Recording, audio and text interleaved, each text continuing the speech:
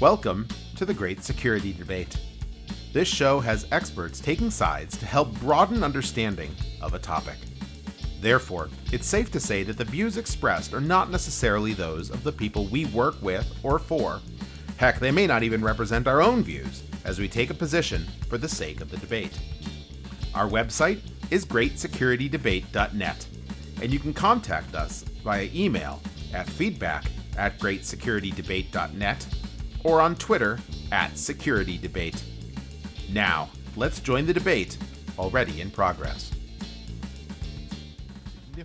Significant verticals out there that would get really testy if you start messing with things in flight.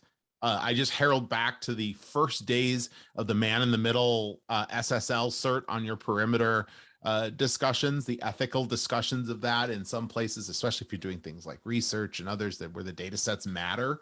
I mean, I like the concept, but I don't know, messing with things in flight, the integrity piece becomes a real that's the debate right there. Well, everybody, welcome. We're here for our annual, and I hope it becomes a recurring annual for our second annual of many discussion with Forrester analyst Jess Byrne, who brings along with her top recommendations for our security programs. Jess, welcome back. Thank you so much for having me back. I'm glad to be here, and that you didn't think the first time was so bad that you didn't want me to come back. So no, the first time was wonderful. And I like I said, I want to make this mark your calendars, listeners. This April, May of next year, we'll be back. Same bat time, same bat channel, same bat report, but with the 2023 on it. And we'll do this again. But before we get to next year, let's start with this year. Jess, what have you been up to? What are you working on? And tell me a little bit about this report and how it came to be and what you learned out of it. Sure. So yeah, I've completed my first year as an analyst. It was a whirlwind. I've actually finished my first wave. So Forrester clients, check out the one on incident response services. A lot of changes in where those dots are on the wave graphic. So definitely check that out. A lot more to incident response than just incident response as well. So that's a plug for my wave. And then one of the other reports that I worked on was the one that we're talking about today, which is the top recommendations for your security program for 2022. Now, this is always a group effort, and it's an annual report as well. We also have top threats, and then we do predictions. So those are some of the reports that we do every year. And it starts with a big, multi-week brainstorming exercise for the 20 plus folks on the security and risk research team covering a number of different topics. So everybody gets together and says, what have we heard from our clients, over the last year? What makes sense for us to recommend for 2022? Across, again, identity, risk, everything you can think of, security operations. And so this year, if you think back to 2021 and those recommendations, that was everybody picking themselves up and dusting themselves off from 2020. So the theme of that, as we discussed, was, what do you do in the short term, and then what do you do in the long term, just to sort of normalize life when it comes to your security program. This year, everybody's picking themselves up and dusting themselves off from 2021. Funny, it didn't really end the way 2021 didn't really go the way we thought it would, did it? No, it did not. It was just another year of the same. So, but in that year, security leaders fought the good fight, and really the spotlight that had started to shine on them really came home in 2021. And the security leaders got a lot of juice. So what we wanted to say is, hey, you've wanted this, you wanted the access, you wanted the influence, you wanted to make an impact on the board and the C-suite. Now's the time, right? You've got the goodwill. If you made it through 2021 with, minor incidents, or you were able to clean up something big, and keep moving your security program forward, you're a hero, right? You're a hometown hero in your organization. So use that capital to do some things, to tackle some things that have been hanging around for a long time. So there's a few of those in the top program recommendations, which we'll get into. And then also to think about, what's next and what's new, and how you deal with, I hate to say the new normal, but, whatever this world looks like moving forward when it comes to the workforce and hybrid work. So that's sort of where we took it, is it's time to do more with more. So get out there and use that political capital for good and for your program. So that's the main theme of the report for this year. Very cool. Before we dive into some of the specifics and start talking about them, was there one element that really that sung to you out of the things that came out of this? I mean, I love all these. I love all my children. Yeah. But one of the, and selfishly, one of the ones that I was really glad made the cut was recommendation number 5, which is treat security staffing for what it is. It's different, right? So I don't even want to use the term Great Resignation. I think everybody's tired of it. But my colleague Janet Worthington actually coined a new term, and maybe it wasn't her originally, but when she said it, we all loved it. And it's really the great reshuffle when it comes to security staff, right? They didn't leave the workforce. They just went somewhere else. And they went somewhere else for a number of different reasons. There wasn't a clear path for advancement. The money wasn't good, or the flexibility wasn't good. So people were finding themselves scrambling, right, to keep the talent that they had. And for security, regardless maybe of what your HR policies are, we are recommending that if they want the flexibility, give them the flexibility. If they need a clear path for advancement, start a succession planning program. If you're looking for folks at the entry level to replace folks that have then been promoted internally, blow up your hiring practices. Get rid of, the software you're using that filters people out because they don't have specific certifications, or they don't have a bachelor's degree, for the love of God. You've got to think about security staffing differently if you're going to build your team and make sure that you have a team that is happy and thriving and moving forward in this world. And that means, if they want to move, think about letting them move if it's a top performer. So that's the crux of that particular recommendation. And I'm going to be writing some more about that. I did a talk last year on succession planning for security. That's turning into a report soon. I feel really strongly that you need to give people even more than compensation. They just want to know where they go next. What's their path? And you want to keep them. So make sure that you think about how they move into different roles, all the way from, a SOC analyst into an incident responder, and maybe eventually managing security operations. Think about their path. And then I'm about to write a report on the state of security certifications too. And we've done some really interesting sentiment analysis. I'm not going to even give too many spoilers for that, because I think it's going to be really interesting for folks to look at where that stands in terms of certifications. So more to come on that. Well, I think all 3 of our sentiment is on record in some past episode at some point on certifications versus experience. Yeah. I look forward to that. I think I want to just start to seed the discussion on the staffing part, and just say, security hasn't been a rock star area up to now. We've had rock stars in the field, but we haven't been that area that's been the outlier. In my organization, I have more than just security teams. I have now, I have a bunch of other things that are near, but aren't in this same scope or in this same level of demand. Now you're starting to talk about differentiating pay. You're creating a rock star group that gets paid or compensated or incentivized differently than groups that sit very close to the security teams. And, HR have long been about, creating equality, now more creating equity across the organization. And these kind of things don't always sit well with the people who aren't part of them. So, by doing this, do we start to create some kind of a disparity that then has a ripple on effect? Which, at the end of the day, if everybody gets paid more, that's good too. But that's the first thing that comes to mind when I think about carving out a large chunk of outliers. The government just did it. I know. So, I actually didn't know that until reading this. I didn't realize that. The GS is blown up. That's crazy. I didn't think that would ever happen. So they're treating it differently, right? And then one of our other program recommendations is to look into government as a source of good for once, right? This plays into that. They're treating security staffing for what it is. It's different. they're paying the big bucks. They're not going to necessarily be paying the big bucks for somebody in enterprise architecture, but they will in security. So to me, that was a big signal as well, because the private sector is now going to lose people to, of all places, the federal government. And that's never been a destination that people really were concerned about. And I mean, I'm glad the government is a great resource, or continue I'm glad to to see top talent maybe going there. Sure, we could use them as a nation. But they did it. So to me, that's, you know, that's a big sign that this is different. And I don't know, what do you guys think about hiring and about that disparity? I'll tell you what, when I read this section, the one word came to mind, and that was amen. This was spot on. That we continue to look at staffing from a historical point of view and doing it the same thing that we've always done.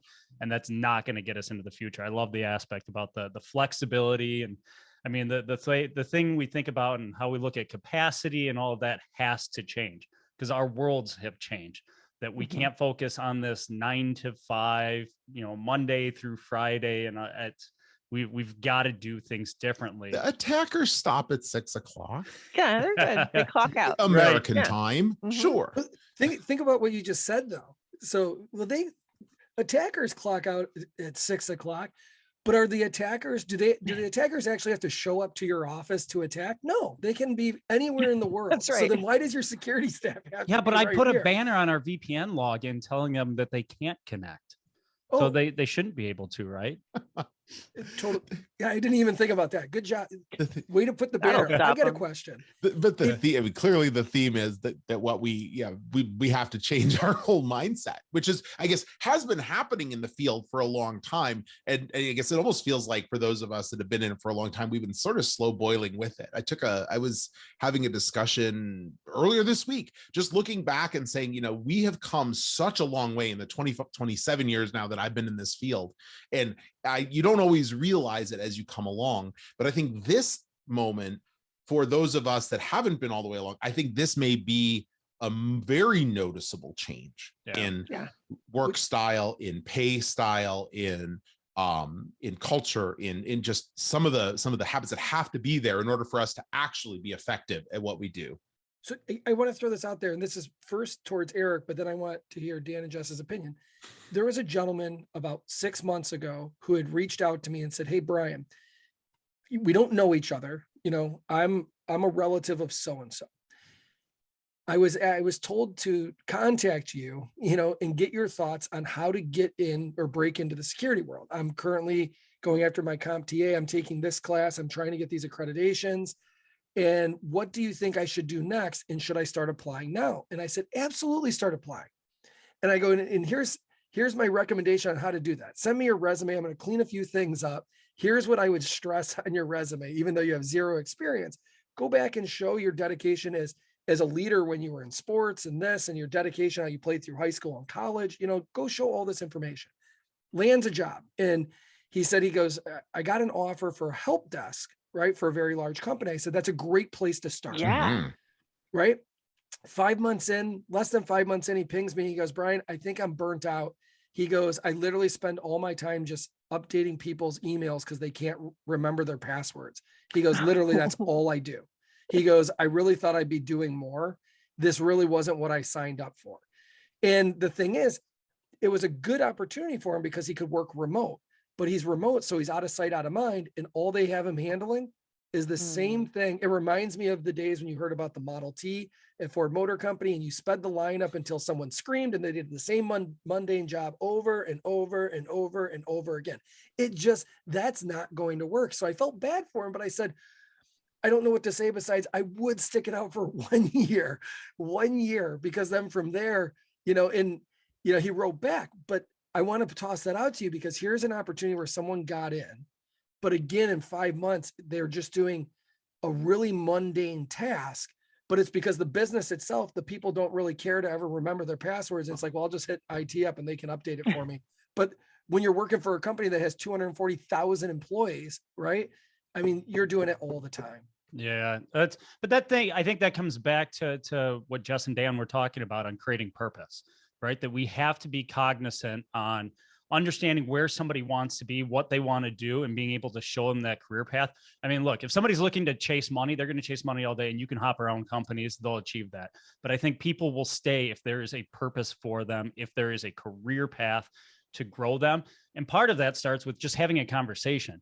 I'm starting to realize more and more that as you look at a lot of security practitioners, that you've got on one side, you've got those of us that like the multiple hats, that I don't want to do the same thing day in, day out. I want to do some technical. I like some of the awareness piece. I like having conversations, and that's cool. But then you have to recognize there's also this whole contingent of people that, well, I just like the techie spot piece of it, right? I just want to be in the EDR platform all day. I just want to be responding, and that's all I want to do. I don't want to be a manager. Right. And if Right. we I was start, just about to say, okay. that comes down to leadership style, not teaching people how to manage, but teaching how to be leaders. And in the security space, as people come up, like Eric, you've read a lot of books, right, about leadership style. Then given the opportunity to do it, you do realize that applying it, a lot of it is learning how to listen to people, right? It's learning people's emotions, how people feel, how people interact. right. Now, if we're not in the office space, what are these people's emotions at home? So listening to people, right? Like having a conversation where you set it up maybe quarterly to ask them how they're doing. What things do they want to do? You know, like, anyways, I'm probably beating that one. No, up too no. much. I mean, it's a good conversation, because I think we all run into this all the time. I mean, have the conversation with HR organizations when you're talking about promoting people. And one of the questions that always comes up, well, what's their propensity to lead people? Why does that matter? Who cares? Why is that the Create only a angle that director we of look at? for awesome everybody. technology, Right. Yeah. and don't give them staff and pay them like they're gold. Yeah. Luckily, Yeah. we finally got to a part, and actually the piece of the equation that drove that was engineering. Recognizing you could have a tremendous engineer that wants to continue to grow and pour back into the organization, but is not suited, does not want to lead people. And they finally created a path. And then from an IT perspective, we were able to use that as well. And we now have architecture roles that are in there and have been able to promote people in there that Yeah. are senior manager levels, but they're solo contributor. And that's where they want to be. Mhm. I want to flip this though a little. We talk. One of the pieces is about in this section's about flexibility, and there is the desire for flexibility. And I'm purposely going to the other side of the discussion here. But Brian, your example called out the person who was remote, unknown, new to the organization, got the crap jobs, the crappier part of the tasks. This is something people should consider though, when thinking about the fully remote lifestyle, especially in an organization that isn't culturally prepped to be remote. And I think this just being remote is only half the equation. So as managers, as leaders, as culture definers in an organization, people need to be defining to be able to truly support these remote workers, this remote lifestyle, but realizing that at 5 months, if it isn't there, it probably isn't going to be. Jess, you're nodding your head. That's a good point. Yeah. I mean, you're right. I think fully remote work is easier for people who might be a little further along, right, in their careers, right? So, Forrester has moved to anywhere work, and I've seen the folks that are actually in the office, our headquarters in Cambridge, our New York office, are sometimes my colleagues who are, at my level of seniority, but more often than not, it's our more junior folks, our research associates, it's our sales folks, right? They might still live with their parents, or they might live with 4 of their roommates, right? So they want to get out of the house. Whereas someone like me is perfectly happy to stay in all the time. I'm good. I've been doing remote work for 10 years almost now. So I've got it down. But I also worked in an office for my first 11, right, with Forrester for a long time. So I still know people. We're going up there in May, and I'm so excited. But so I think you do have to think about offering flexibility and also allowing someone to come into an office if they need it. And I think for people looking for their first couple of jobs, you might want to think about having an office culture that's still available. And I think Forrester's actually doing a really good job at that. I don't know if there's other examples that you want to bring up, but they're offering community to the folks that need it. And I think that's really important. It's the right way to do it. I'll tell you from my own experience, starting in a new organization, I mean, for 2.5 years, have not been able to meet the people I work with. Yeah. And every one of those is it requires a lot more work and consciousness to build the relationships, to do those things that happen very easily over the coffee pot or in a hallway. And so just realizing that things may move a little slower, and that as a manager, as a lead, as somebody who has people who are in remote or maybe not, and I've been working in remote work life, I've had remote teams for 23 years. So it's not new to me, but it still is. It's tiring. It's conscious. It's a real thing. And yeah, having that, hybrid work, will I go back to an office full time? Probably not. But having the opportunity, and next week I'm making a first trip to an office in a very long time, and I'm really looking forward to it for all of those reasons, because I expect that in 1 week I'll be able to accomplish probably what would take 8 to 10 weeks of relationship building and of catch up time in a very efficient way. And that's at a senior level. But yeah, as somebody who's just coming into the workforce or just coming into a role or into the field, it's a very different thing to be isolated in your own place as you try and learn an organization and the dynamics. You can't overhear how people interact with each other, those kinds of things. So one thing I was going to throw out there, because Jess, in the report was one of the 8, there was adjust security awareness programs for anywhere work. And I look at this as, for years, we've had on-prem, which you could say was working from an office, or even your previous architecture was all on-prem. Now people are going through their digital transformation, moving things to the cloud or doing a hybrid of it. But the same could be said of how we work, anywhere work. Like you mentioned, for very old organizations, who have scaled to be, 200,000 employees or 100,000 employees or even 50,000 employees, that would be really, really hard.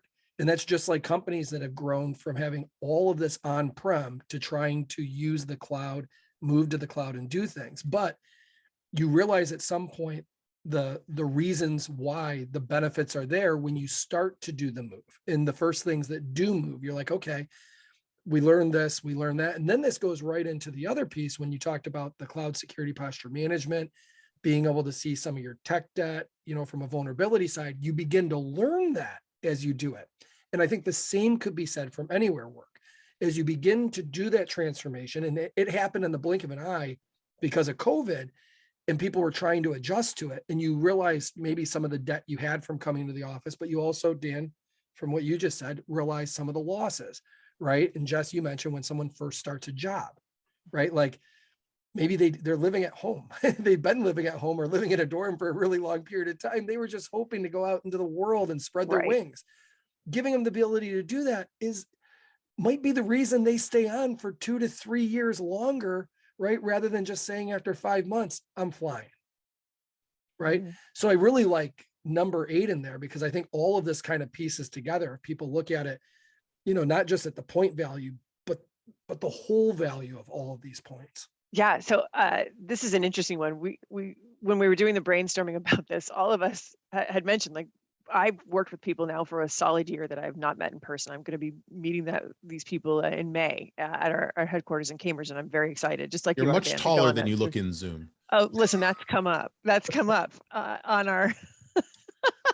That's come up many times. I have people who are convinced that I'm now 6'7", because a colleague keeps saying that. There's all kinds of things, but so I'm 5'2". It's all over the map. But one of the reasons we put this recommendation out there was because everyone got so focused on remote work, and now I actually think it's going to be very difficult to do anywhere work where you are constantly going home office, trip, back to home, back to the office. It's really makes security awareness a little bit difficult. One, you don't know how tall people are, right? You may not know what someone looks like from behind. So if you need to think about things again, like turnstiles, right? You need to think about your office building and physical security when it comes to security awareness training. And I'd love to hear what you guys have to say, but I actually was on a call with a group of CISOs from Forrester just a few days ago, where they we're just still talking about how much work it was to adjust policies for work from home. Like they're still getting out the messages about don't have your Alexa on or your Echo Dot or something else in your office, and make sure you're not sharing your laptop with other people, and make sure you're in a good location. And they all admitted, gosh, we haven't thought about what it looks like to have a portable, so to speak, security awareness and training program. So I think that's the next phase. So we're recommending that people think about how do you adjust your security awareness training for this world where people are bringing their identities and their devices to a number of different locations, and they're not set at home and they're not set in an office. But how is that different from the way we treated road warriors for decades? People who would work from the first days that Starbucks got Wi-Fi, they were there. They were in the office a bit. They were on planes and others. Can we use the same mindset? I think you can. Yeah, I think you can. I think people just haven't thought about it, and it was kind of clear to me last week that people were still in the got to secure the remote, got to secure the home office. So it's a binary ends yep. of just the, like of it was pendulum. binary before for the most part, and that's why all of our monitoring software broke when it came to user behavior and all of that, because everything changed, And Jess, I'm not going to pivot here real quick. And Eric, I'm going to throw this over to you a little bit. What you just said, the ability to adjust fast, this brings me right into the article about Starlink and what Elon Musk did, right? Where blocking the electromagnetic wave attacks from Russia overnight changes one line of code. And now the government a month later is looking at that and saying, wow, their ability to move fast, to change something in less than 24 hours. They looked internally and said, let's look in the mirror. That would have taken us months because we had to put together an analysis report, figure out what we needed to do, then outsource it to who is ever going to make the change, right? And it's like, they're like, we really need to look at the ability to move fast. And that goes right into where you were talking about the minimal MVS, the minimal viable security. And you talked about the tent, right? And Eric, we've talked about this before. The idea of people are used to, getting things really fast, right? New updates, new change, but what's beta and what's not. But a tent is good enough for some things, but you have to realize the tent doesn't have the foundation, the running water. But when you look at anywhere work, a tent can go really almost anywhere in the world if it's the right tent, but there's certain things you won't have.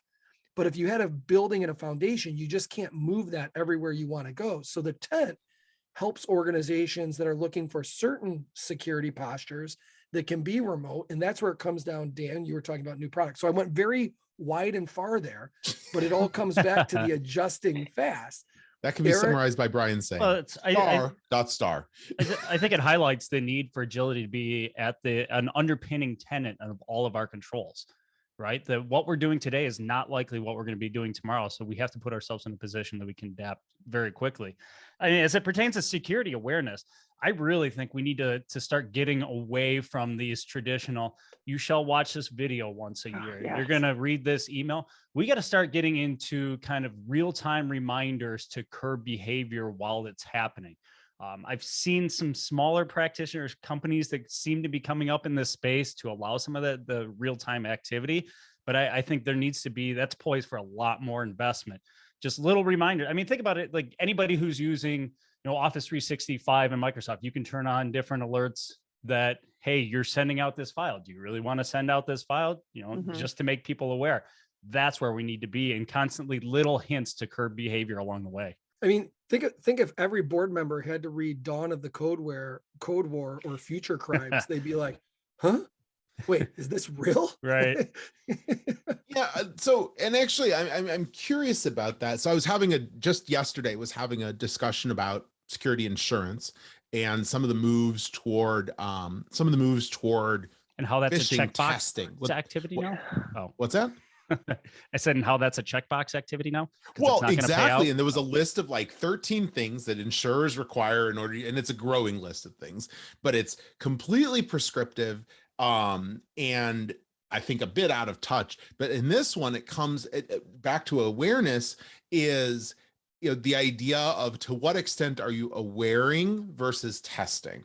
And it seems like testing is falling into those regimes, where I still maintain, and I'll probably go to my grave defending the idea that I don't want to try and trick people in the office. Right. And I think remote reinforced that, where I can't be in my office with a group of people outside receiving it and hearing the response and knowing how, like, you don't know, you're sort of yelling into the void when you do these kinds of things, and you don't know how they're landing. And in order to create a culture that's open to be up for all the other things we want to do, I never want to test and try and trick employees like, hello, this mail we sent you, you clicked on it, it was actually phishing and I sent it. Ha ha, you fool. That's not that's not a way to build a good right. A foundation. But I'm also seeing these requirements that you must run phishing tests. So we're getting to an interesting place where people are trying to shape how awareness happens. Yeah. So I'll take the other side of that, not the extreme other side though, but I feel there's still got to be some accountability, because I do agree with the mentality that we should see ourselves as a partner with different facets of the business and helping them understand how to make the correct risk decisions. But at the end of the day, if there's no accountability structure, what's the incentive to actually do those behaviors? Anything that requires a little bit of extra friction, well, why would I do that? There's nothing you can do about it. Tie it to business outcomes and business impact, meaning the reason you should be conscious is because the entire bit, and maybe this works better in the small medium world where people feel more closely tied to the business at hand. Right. I guarantee it, again, my 100,000 person companies wouldn't necessarily have landed that way. But I promise you, in the $1 to $10 billion companies, they understand how business happens. So, and what that doing something wrong and how this could trade on to having material impact on top and bottom lines. That is, I think maybe the answer is it's different when you get too big to be close to the business and you're just in the back, you feel like you're in the back room just cranking, but not knowing to what. Yeah. Well, and depending on the size of the company, the vertical, the culture, there's so many different, it's the famous Dan Ayala phrase, it depends. It depends. Right. There's different levers that you can pull to try to curb behavior and incentivize the right behavior. And that's going to be dependent on the organization. But yeah, Brian kind of dropped a comment in the text. I would never advocate going to the lengths of shaming people, because it's creating the wrong, you might get the proper response today, but you're certainly not getting it tomorrow. You're doing it for the wrong reasons. I'll be the first to say I've been fooled. I have done it. I will do it again. There is no shame in doing it. What you need to do is just come back and say, I did it. I never want someone to feel like they have to hide it. Right. That's where you're going to actually have more issues, right? So my colleague, Janan Budge, and Dan, you know her well, writes all about this, right? And she did she did a talk at our forum last fall about that, like by using positive reinforcement. So there are a couple companies that I spoke to recently that had some social engineering going on. It was a combination of, email and phone calls, believe it or not, from an agency purporting to work with the CEO of a company, right? And so, and they called a remote office. They called someone that works, they were remote, but they worked in an office out of this country, right? And that person actually went and contacted the CEO's admin and said, I'm getting these messages. I've got this email, forwarded the email. Is this legit? And it wasn't. And so the company wrote up a whole case study and said, look at this wonderful level of vigilance, and rewarded that person. And that person also felt comfortable reaching out to the CEO via the admin. You have to create a culture where you can ask questions, or you're going to have people that are going to fall for social engineering and business email compromise and other scams and other security issues, physical security and everything else. If you're not going to ask someone who they are because you don't recognize them, or tell them, go to the desk, I'm not going to let you use the turnstile right after me and just drift in. I think that's important. It's teaching people that it's okay to question things is, I think, a big part of positive security awareness. Absolutely. And even more so in a remote and hybrid world where you're not able to walk up there and say, Bill or Jane did this. Did you really send this? You feel a little more disconnected in a remote world. It's easier to feel disconnected. Yeah. And Eric, I thought this was great. Jess, way to tie that back in, because it really does come down to trust. Eric, the number one reason people were afraid to pull the undone cord at NUMMI was they didn't trust that the management wouldn't fire them for Right. stopping the assembly line, That's right. right? And it takes the management there. So if you send out a 10 question, questionnaire and someone gets 5 of them wrong, and at the end it says you scored 50%, now they're like, oh my gosh, is that bad? But if they understood at the very end, like, thank you, thank you, 50% is not bad. We need to improve as a security team and how we educate, if they feel that that was the read behind it, right, then they feel great about it. Imagine putting out a questionnaire about the culture in a company and that people were afraid to put a negative answer so that if it was negative, they just left it blank. And you get this thing back and you're like, well, all the ones they answered were great. We're doing amazing. No, your internal culture is toxic because people were afraid that this really wasn't, what's the word? When someone says the questionnaire is completely confidential, that they didn't trust that it was confidential. So they were so worried about it that they weren't willing to fill it out. Yeah. Right. So I think just going back to the number one, or I shouldn't say the number one, but it was number one on the list. One listed as number one. Yeah. The one listed as number one for those that are going to either read it or look it up. The Forrester guide was add trust to your role. And I don't think it's just CISOs that need to add trust to their role, or security practitioners, that the board itself, that the business itself needs to trust the security leader. He needs to add that to his role so people realize that it's not shaming, when you're doing those type of phishing email scenarios, et cetera.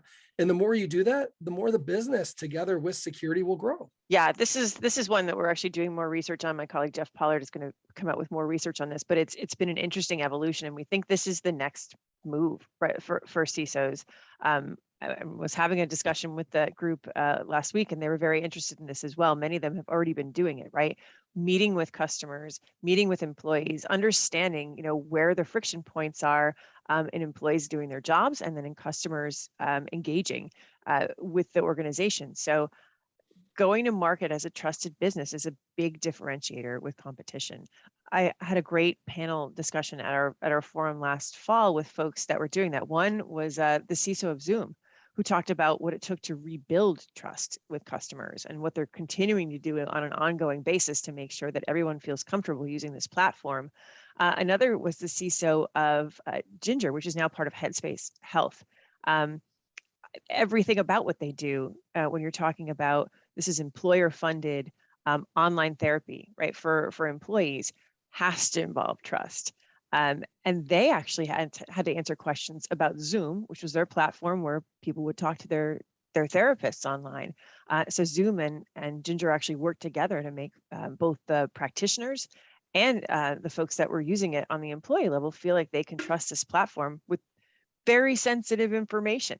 So, the CISO's role is really enabling a business to go to market on trust. Yeah. And we think that that's going to continue. It's actually almost feels like the right role for this. I feel like a lot of ethics end up with the CISO. I feel like there's a lot of things that the CISOs carry around now that's related to trust. It's product security. It's so many things. So we think that the title, Chief Trust Officer, is a possibility. And I know a few folks, and Dan, you probably remember a couple of them. One of the CISOs that used to be on the Security and Risk Council is now a Chief Trust Officer for a security tech firm.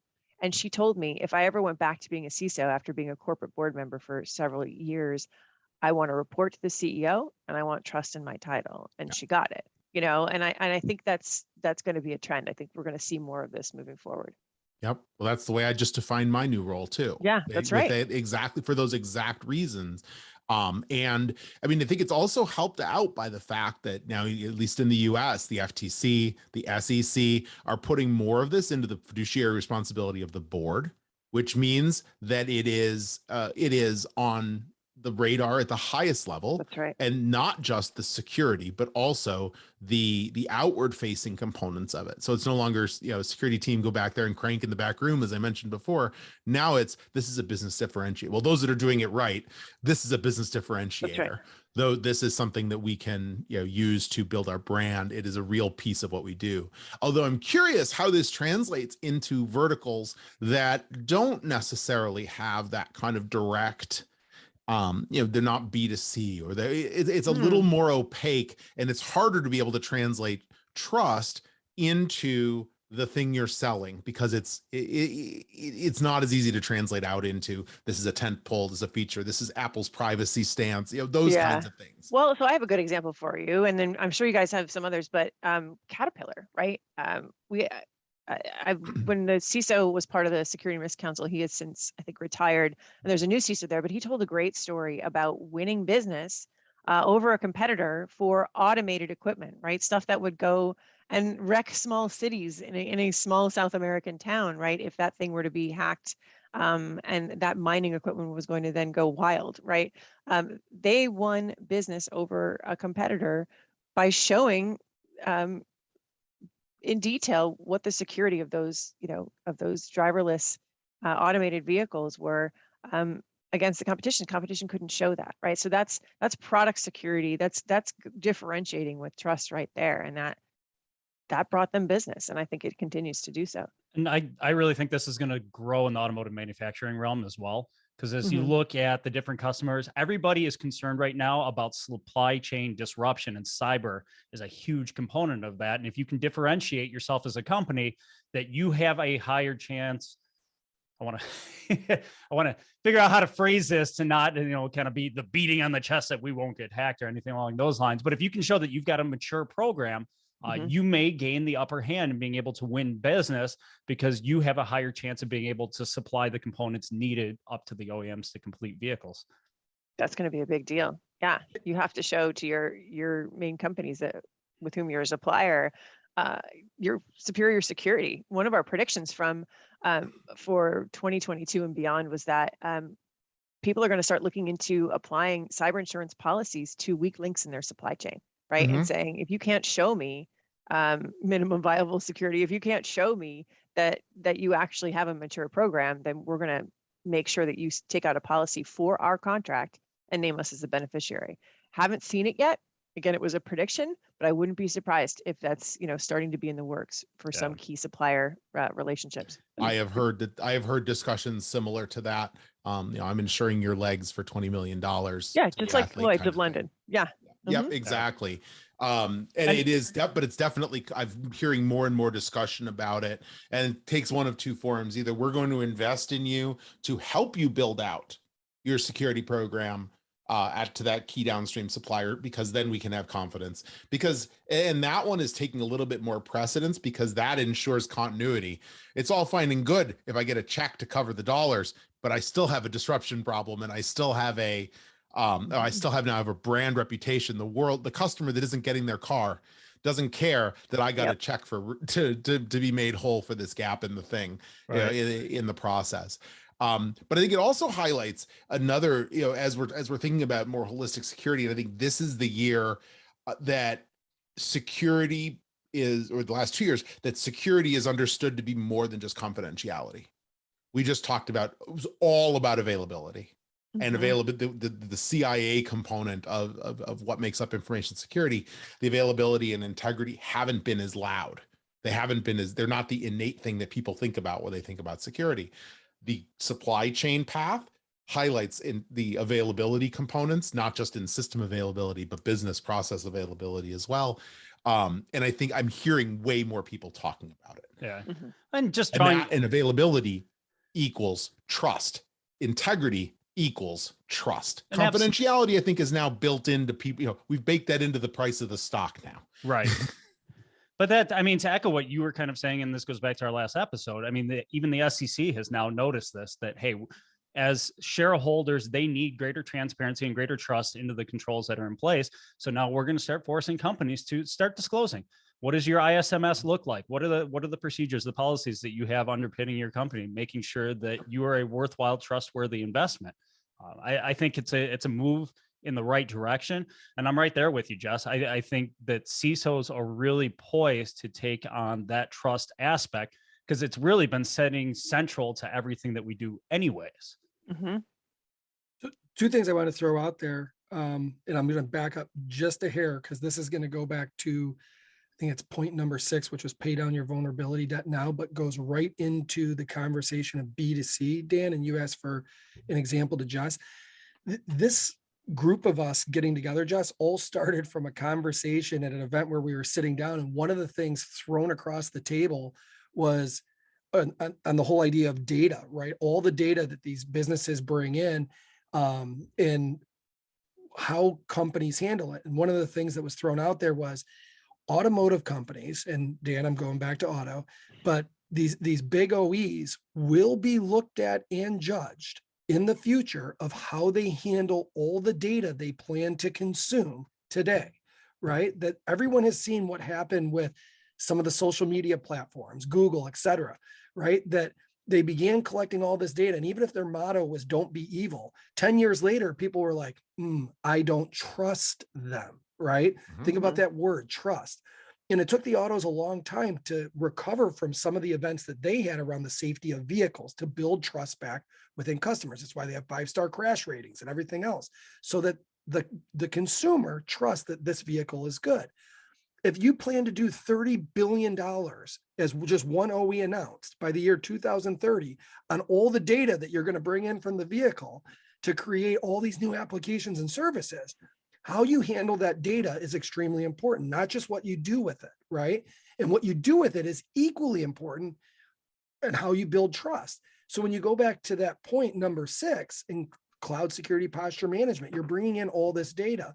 Is, paying down some of that technical debt, and are things secure, or do people have visibility to all this other data that you're bringing in? And then all these applications that you're building also goes into the idea of where are you building it, right?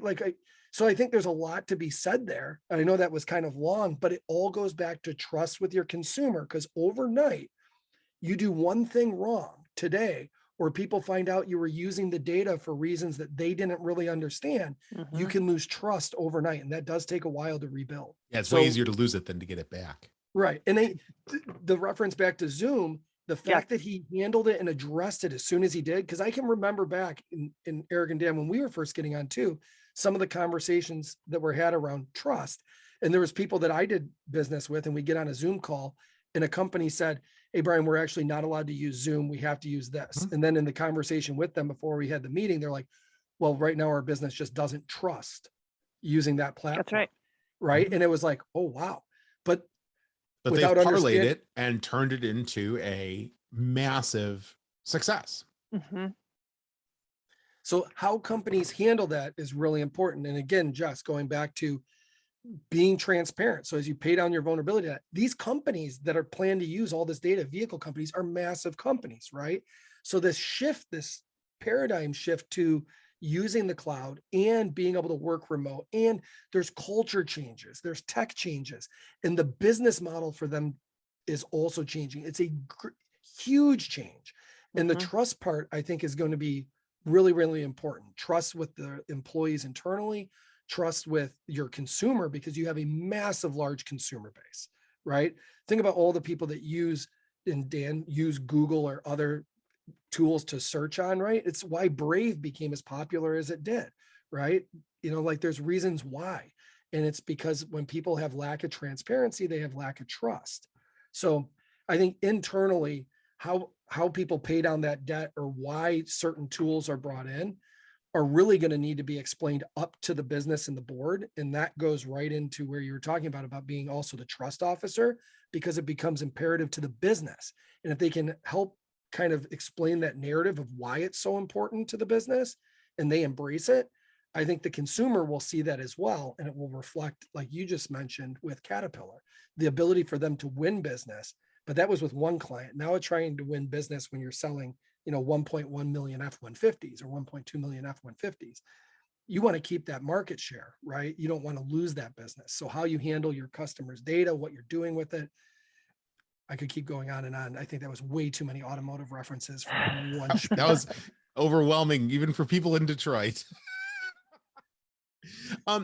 Jess, since Brian brought up minimum viable security, just the term itself conjures up the idea that does that mean I am skimping on security?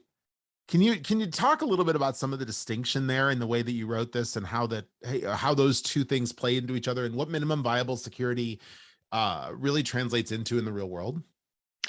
So yeah, this is one that we wanted to get out there as part of our research that we're doing on product security. We have an entire secure what you sell model. I would encourage people to check it out.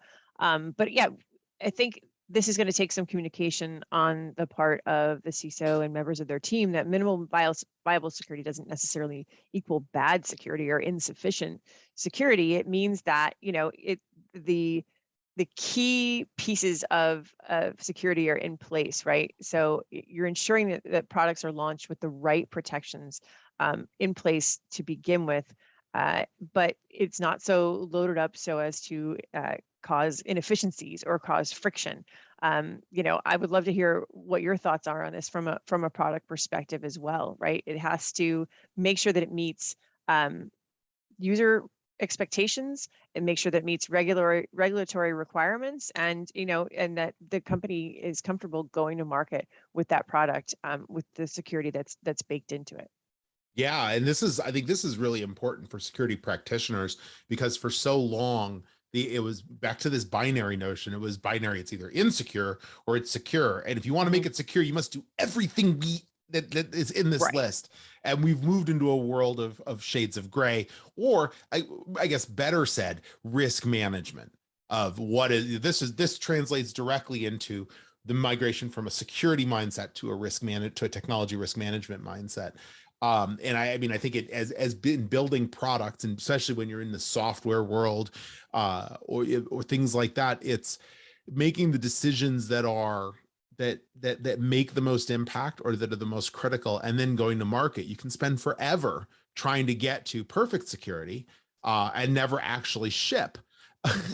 And now this is the stark contrast to the manufacturing world, or to the pharma world, where you can't take those things back. This is harder in hardware, where you can't bring those things back necessarily to fix a physical defect, but you can if it's in software. So just doing some of those things and trying to figure it out. It's a hard discussion, especially again for people coming out of the more historical security realm, where it's do them all, rather than, okay, what are the risks of doing this? What's the potential impact? What's the likelihood? And really thinking about it in risks. So I mean, I'm a huge fan of this idea of what does it take to get something out the door and do it in a responsibly secure way. And with the understanding that you will also continue to grow on it where appropriate. It doesn't mean that just what's out the door is out the door and then you'll never look at it again. Right. This to me is also about building goodwill, right? Security folks and developers have long-standing issues, right? And this is a way to help them understand that what we're doing right now is we're not asking for the moon, right? We're asking for things that we know will protect our customers when they're using and interacting with this product or service, and from there we will build on it and iterate. So this isn't. There aren't a bunch of flaws happening in this. We're not just letting something out the door that's Swiss cheese for hackers. There's the main prioritized risks have been mitigated with what we're asking these developers to put into this product. It also meets developers where they are. It meets product teams exactly where they are on minimum viable product. What does it take to responsibly ship something that works, and what would it take to minimally ship something that works and is responsibly secure? Right. And this is again where we're asking security leaders to use that goodwill, right? You've got this goodwill, use it to push minimum viable security and use it to pay down that vulnerability debt across not only products, but the enterprise. Yep. Yeah, absolutely. And I love this idea. And I think that again, there are some verticals that have made some of this shift to risk management 20 years ago. I think banking was medical devices. Medical devices. Yeah, exactly. For sure. Yeah, you have one shot. And granted, you can patch along the way for some of the componentry, but it is, and life is on the line. So you have some pretty dire consequences if you don't do it right. I really love this, especially as well as talking about the vulnerability response plan, the idea of how not just you make your assertion, but also that you're coming back around and keeping track of when something might still explode. The idea that it's not going out the door, nothing will ever be perfect, but we also have to have something that, an awareness to be able to fix it quickly. It's not just patching servers anymore. It's also building up a new security component in our products and services as the world changes around us. I was going to liken this to, on the cloud security posture management side, right? To, and then just bear with me, I'm going to go back to automotive again, but to Eric. Yeah. But if you took an assembly line, no, seriously, if you took an assembly line, right, with all these different, all these different processes, right? And each one you could consider a container, right? That you're running some type of process in for your finished application coming off at the line.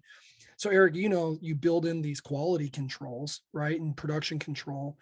You have the PC team, the quality team, it really is going back to good hygiene, right? And you can continuously improve, right? So Dan, you mentioned you can't take back a physical product. Once you ship, if there's a defect in there, there's a defect in there.